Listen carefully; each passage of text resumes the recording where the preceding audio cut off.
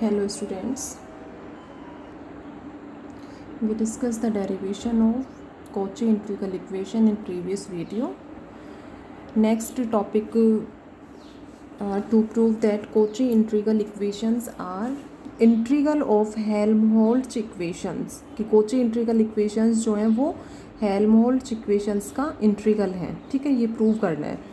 Kochi integral equations equal to integration of Helmholtz equation. अब सबसे first तो कोची इंटीग्रल इक्वेशंस लर्न होनी चाहिए और हेल्महोल्ट्ज इक्वेशन जो है वो किस फॉर्म में है, ये जो है इसका स्टेटमेंट या इक्वेशंस जो है वो लर्न होनी चाहिए सभी को. तो जो भी डेरिवेशंस कर रहे हो इनको लिख कर सभी स्टूडेंट्स, मैं बार बार यही कहूँगी कि इनको बिना देखे लिख कर एटलीस्ट 2 टाइम प्रैक्टिस करें, क्योंकि इसमें ईजी हैं ये जो डेरिवेशंस हैं, बट इनको बिना देख के लिख कर प्रैक्टिस करोगे तभी ये एग्ज़ाम में इसको कम्प्लीटली सॉल्व कर पाओगे. अदरवाइज़ फिर कन्फ्यूजन कहीं ना कहीं बीच में मिस्टेक होगी इनमें. ठीक है, तो बिना देखे 2 टाइम यदि प्रैक्टिस कर लेते हो देन फिर बहुत इजीली क्वेश्चन जो है वो अटैम्प्ट हो जाएगा. Cauchy integral equations are integral of Helmholtz equation. Cauchy integral equations क्या थी, किस फॉर्म में थी अपनी? ईटा अपॉन रो, नीटा अपॉन रो, और इसमें था जीटा अपॉन रो. ठीक है, ये 3 इक्वेशंस थी. ये T initially T equal to 0 पर जो वैल्यू थी, eta nought upon rho nought del X upon del A plus eta nought upon rho nought del X upon del P plus zeta nought upon rho nought del X upon del C. ठीक है, इसमें क्या होगा, x की जगह y हो जाएगा और इसमें z वेरिएबल यूज होगा. बाकी सभी टर्म जो है वो एज इट इज रहेंगी. Del y upon del A plus eta nought upon rho nought del y upon del B plus zeta nought upon rho nought del Y upon del सी.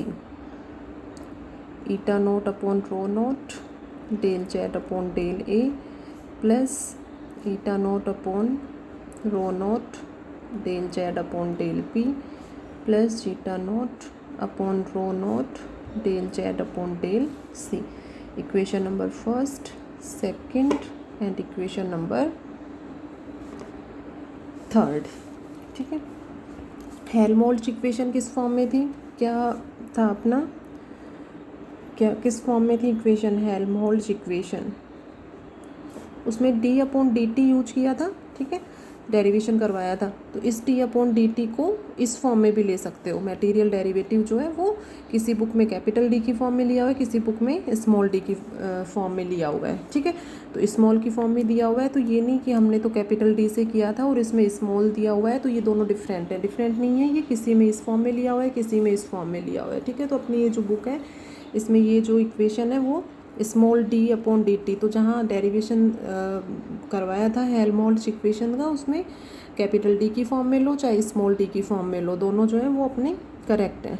तो क्या equation थी? जी differentiation with respect to T of eta upon rho equal to eta upon rho, यहाँ velocity component था del you upon del x plus eta upon rho del you upon del Y plus zeta upon rho del you upon del Z. Equation number fourth. ठीक है, similarly 2 equations जो हैं वो भी ले लोगे, नीटा अपॉन रो और D by D T zeta upon रो. ठीक है, क्या चेंज होगा, ये सभी सेम रहेंगे. u की जगह नेक्स्ट इक्वेशन में v आएगा. ठीक है, del v upon del x del v upon del y del v upon del z, और इसमें u v और इसमें del w upon del x. ठीक है, ये टर्म जो है वो एज इट इज हो जाएंगे. तो ये जो इक्वेशंस हैं ये तो अपना कोची इंटीग्रल इक्वेशंस हैं और ये हेल्महोल्ट्ज इक्वेशंस हैं. ठीक है, ये है अपना टर्म. अब क्या प्रूव करना है कि कोची इंटीग्रल इक्वेशन जो है वो इंटीग्रल ऑफ हेल्महोल्ट्ज इक्वेशन, या दोनों तरफ जैसे अब डिफ्रेंशिएशन करो, डिफ्रेंशिएशन तो डिफ्रेंशिएशन इंटीग्रेशन कैंसिल हो जाएगा और इधर क्या हो जाएगा, differentiation of Kochi integral equation. Means क्या हो गया कि ये कोची इंटीग्रल इक्वेशन है, इनका डिफ्रेंशिएशन किसके इक्वल होगा, हेल्महोल्ट्ज इक्वेशन। इंटीग्रेशन डिफ्रेंशिएशन एक दूसरे के अपोजिट होते हैं, ठीक है। Integration and differentiation are opposite to each other. So if we take differentiation both sides, then we get differentiation of Cauchy integral equation are equal to Helmholtz equation. So in next step we take differentiation with respect to t for equation first, ठीक है। तो equation first का t के respect में differentiation करो।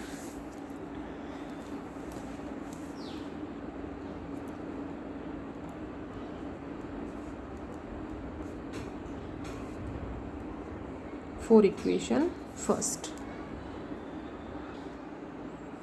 Equation first को differentiate कर दिया, ठीक है।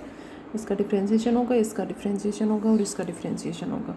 अब इसमें डेल अपॉन डेल ए को तो ये ले लो, बाहर ले लो, ठीक है। और D X upon D T किसके इक्वल हो जाएगा, यू के इक्वल हो जाएगा, ठीक है। Plus eta nought upon rho nought, ये हो जाएगा D X upon D T U हो जाएगा, तो del you upon del B plus eta नीटा और ये हो गया zeta nought upon rho nought del you upon del C.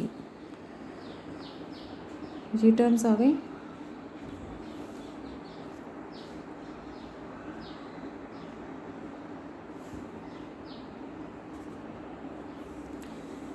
Equation next mark कर लो इसको। फोर्थ ये हो गई, फिफ्थ और सिक्स्थ इसको लोगे तो ये ठीक है, अदरवाइज इसको फिफ्थ ले लो, चलो ठीक है। इक्वेशन कैसे भी कर लो। अब देखो इक्वेशन फर्स्ट है, अब अपने पास ये टर्म है। अब नेक्स्ट स्टेप में देखो क्या करेंगे, इक्वेशन फर्स्ट को मल्टीप्लाई करोगे del you upon del x से, ठीक है। इक्वेशन सेकंड को मल्टीप्लाई करोगे del you upon del Y से, और इक्वेशन थर्ड को मल्टीप्लाई करोगे del you upon del, multiply equation first by del you upon del x, second by del you upon del y and third by del you upon del z, and then add to 3 equations we gate. तो इधर multiply करोगे तो left hand side इसके equal हो जाएगा D by D T eta upon रो, ठीक है। तो अब इन तीनों इक्वेशंस को मल्टीप्लाई करते हुए सॉल्व करेंगे इसको, और इधर से फिर सभी टर्म्स आएंगे अपने पास। अब देखो इनको मल्टीप्लिकेशन करके ऐड करेंगे, उस टर्म को सॉल्यूशन से एक्सप्लेन कर देते हैं, ठीक है, अदरवाइज बहुत टाइम लगेगा। इसमें देखो ये है अपना equation first, second, third, fourth equation हो गया था, और फिफ्थ इक्वेशन, इक्वेशन फर्स्ट के डिफ्रेंशिएशन से इक्वेशन फिफ्थ जो है वो आ गया था, फिफ्थ तक। Now multiply equation first by second third by and then add to these equation. Left hand side तो ये हो जाएगी, ठीक है। तो लेफ्ट हैंड साइड ये हो गया, तो इक्वेशन फिफ्थ से, इक्वेशन फिफ्थ नहीं सॉरी, ये इससे इक्वेशन फोर्थ से इस टर्म की वैल्यू पुट कर दोगे D by D T zeta upon eta upon rho. तो यहाँ लेफ्ट हैंड साइड तो अपना हो जाएगा differentiation D by D T eta upon रो, ठीक है। तो लेफ्ट हैंड साइड ये हो गया। अब यहाँ पर इन तीनों टर्म में इसको मल्टीप्लाई करोगे इससे, सेकंड को इससे और थर्ड को इससे, तो ये तीनों टर्म साथ ले लो, ये तीनों टर्म साथ ले लो, ये तीनों टर्म साथ ले लो, तो ये तो कॉमन आ जाएगा। इसको मल्टीप्लाई करना है del you upon del x से, ठीक है। तो del you upon del X upon del A, ये टर्म हो गई, ठीक है। इसको पहले कैसे भी ले लो, इनटू में है कैसे भी ले लो। इसको मल्टीप्लाई करना है del you upon del Y से, तो del you upon del Y upon del A. इसको del you upon del Z upon del A, ठीक है।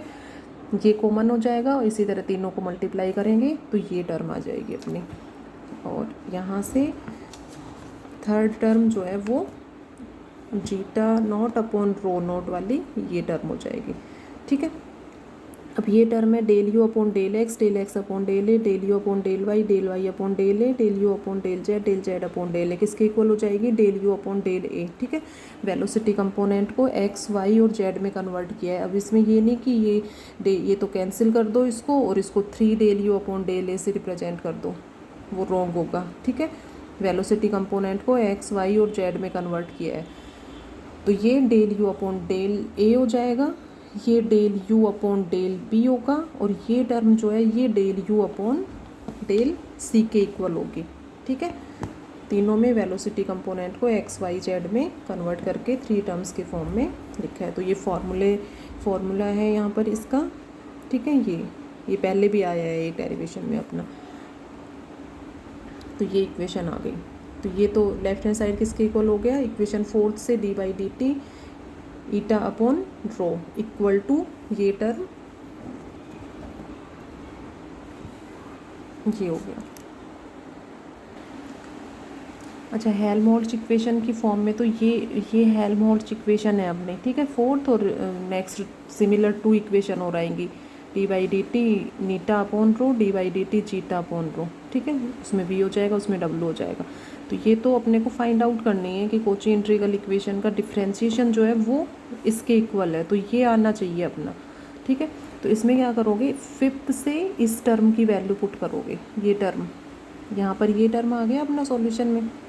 ठीक है, तो ये यहाँ पर ये नहीं कि इसकी जगह पुट करोगे, वो इक्वेशन 4 को यूज नहीं करना है। इक्वेशन 4 तो अपने को हेल्महोल्ट्ज इक्वेशंस लेकर आनी है, ये फॉर्म लेकर आना है अपने को। ठीक है, तो इक्वेशन 5th से इसकी वैल्यू पुट करोगे, इसकी तो इसकी जगह पुट करोगे D by D T zeta upon रो। ठीक है, तो हेल्महोल्ट्ज इक्वेशन वाली जो टर्म है यहाँ पर ये हेल्महोल्ट्ज इक्वेशंस हैं, ये क्या होती हैं वो बताया था। ठीक है, इसको यहाँ पर नहीं लोगे, लास्ट में समझाने के लिए है। ये तो हेल्महोल्ट्ज इक्वेशन जो है वो ये होती हैं, तो अपने को ये फॉर्म लेकर आनी है। ठीक है, क्लियर हो गया होगा शायद सबको। तो इसकी वैल्यू पुट करोगे यहाँ पे डी बाई डी टी जी ईटा अपॉन रो, तो D by D T eta upon rho equal to ये। तो ये फर्स्ट हेल्महोल्ट्ज इक्वेशन आ गई अपनी। Similarly we will find other 2 Helmholtz equations. वो कैसे फाइंड आउट करोगे, जैसे इसमें इक्वेशन फर्स्ट को इनसे मल्टीप्लाई करके ऐड किया था तीनों इक्वेशंस को, उसमें del we upon del x से मल्टीप्लाई करोगे, सेकंड को del we upon del Y से, इसको del we upon del z से। तो सेकंड जो हेल्महोल्ट्ज इक्वेशन है वो फाइंड, तो ये फर्स्ट हेल्महोल्ट्ज इक्वेशन जो है वो फाइंड आउट हो गई। ठीक है, सिमिलरली यहाँ पर यहाँ लाइन लोगे, similarly we find other 2 Helmholtz equation in this form, d by dt eta upon rho and d by dt zeta upon rho। ठीक है, यस, और भी इसका और क्लियर करना चाहो तो if we multiply equation first by del we upon del x del we upon del x, equation second multiply by del we upon del y, and equation third multiply by del we upon del z, then we get d by D T eta upon rho equal to, लिख लोगे second equation, eta upon rho del we upon del x plus नीटा upon rho del we upon del Y plus zeta upon rho del we upon del Z. ठीक है, and first को del W upon del x से plus equation second multiply by del W upon del Y plus third multiply by del W upon del Z, तो उससे third equation आ जाएगी D by D T zeta upon rho equal to W. ठीक है, लेते हुए ये third equation find out हो जाएगी। मीन्स क्या हुआ, तीनों हेल्महोल्ट्ज इक्वेशंस फाइंड आउट हो गई।